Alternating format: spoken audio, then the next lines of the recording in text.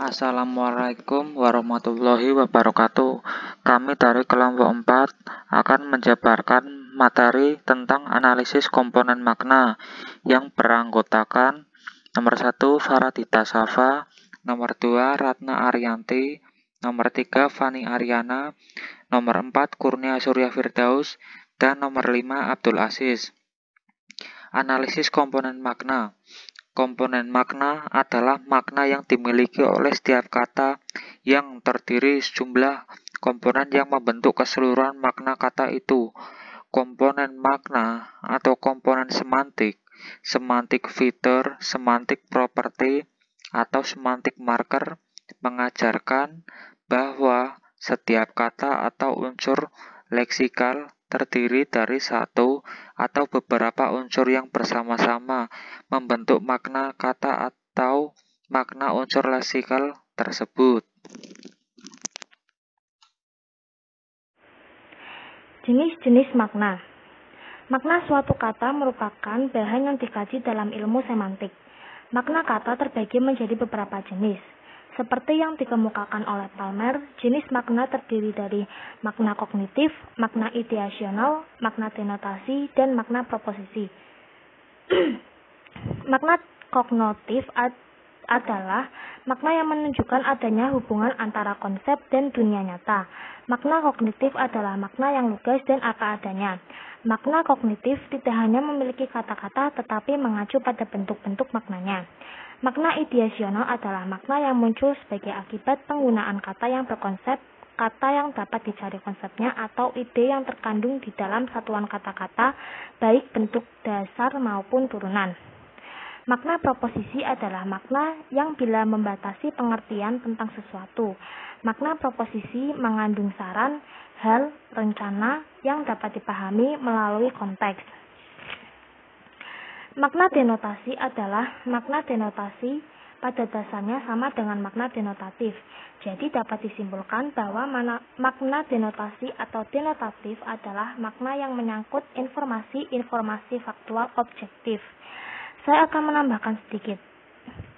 Pendapat lain dikemukakan oleh Khair yang membedakan jenis makna menjadi beberapa kriteria. Berdasarkan jenis semantiknya dapat dibedakan antara makna leksikal dan makna gramatikal. Berdasarkan ada tidaknya referen pada sebuah kata atau leksem, dapat dibedakan adanya makna referensial dan makna non-referensial. Berdasarkan ada tidaknya nilai rasa pada sebuah kata atau leksem, dapat dibedakan adanya makna denotatif dan makna konotatif.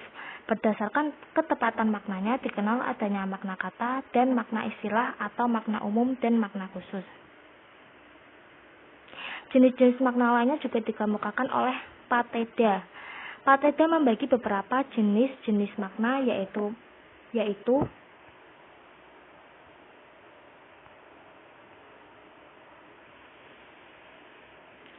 makna afektif merupakan makna yang muncul akibat reaksi pendengar atau pembaca terhadap penggunaan kata atau kalimat.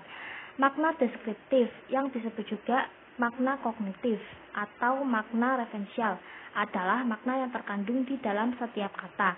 Makna ekstensi adalah makna yang mencakup semua ciri objek atau konsep. Makna emotif adalah makna yang timbul akibat adanya reaksi pembicara atau sikap pembicara mengenai terhadap apa yang dipikirkan atau dirasakan.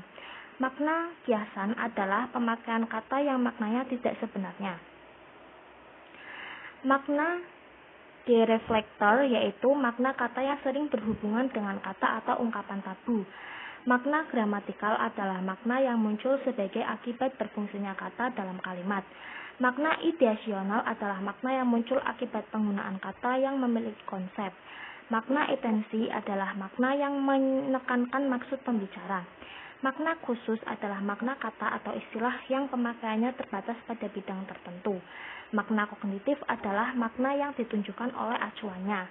Makna unsur bahasa yang sangat dekat hubungannya dengan dunia luar bahasa, objek atau gagasan, dan dapat dijelaskan berbagai analisis komponennya. Dan berbagai jenis makna lainnya. Berdasarkan pendapat-pendapat Di atas dapat ditarik kesimpulan bahwa jenis makna memang sangat beragam dan keberagaman makna tampak dari masing-masing pendapat. Langkah-langkah menganalisis komponen makna. 1. Menyeleksi sementara makna yang muncul dari sejumlah komponen yang umum dengan pengertian makna yang dipilih masih berada di dalam makna tersebut. Misalnya, dalam kriteria marah terdapat leksem, mendongkol, menggerutu, mencaci maki, dan mengoceh. Kedua, mendaftar semua ciri spesifik yang dimiliki oleh rujukannya. Misalnya, untuk kata ayah terdapat ciri spesifik antara insan, jantan, kawin, dan anak. 3. Menentukan komponen yang dapat digunakan untuk kata yang lain.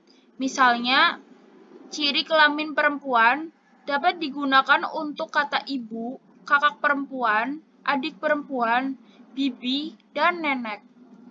Yang keempat, menentukan komponen diagnostik yang dapat digunakan untuk setiap kata. Misalnya untuk kata ayah, terdapat komponen diagnostik jantan, satu turunan di atas ego. Yang kelima, mengecek data yang dilakukan pada langkah yang pertama. Yang terakhir, yang keenam, mendeskripsikan komponen diagnostika, misalnya dalam bentuk matriks. Teori Katz dalam makna. Metafisika merupakan cabang ilmu filsafat yang berhubungan dengan hal-hal non-fisik. Hasil penelitiannya ini kemudian dibukukan dalam buku yang berjudul The Metaphysics of Meaning. Dalam buku tersebut, Katz menganalisa arti kata sinonim. Menurut Katz, hal ini memperluas arti dari sebuah kata dan mempersulit menemukan makna pasti dari sebuah kata secara logika seperti angka.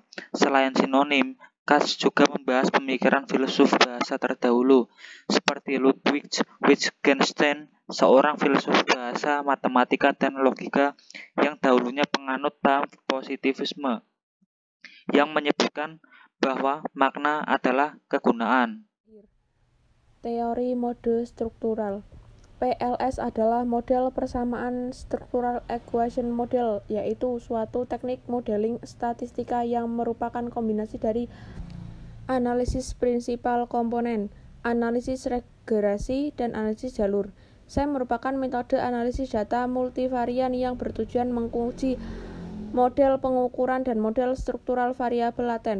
SEM yang berbasis konvarian umumnya menguji kausalitas atau teori, sedangkan PLS lebih bersifat prediktif model. Model formalnya mendefinisikan variabel laten adalah linear agregat dari indikator-indikatornya. Model formalnya mendefinisikan variabel laten adalah linear agregat dari indikator-indikatornya. Weight estimates untuk menciptakan komponen skor variabel laten didapat berdasarkan bagaimana inner model dan outer model dispesifikasi. Untuk tambahan, tujuan PLS adalah membantu peneliti untuk mendapat nilai variabel laten untuk tujuan prediksi. Dan juga PLS dapat digunakan untuk menjelaskan ada tidaknya hubungan antar variabel laten. Sekian dari saya. Wassalamualaikum warahmatullahi wabarakatuh.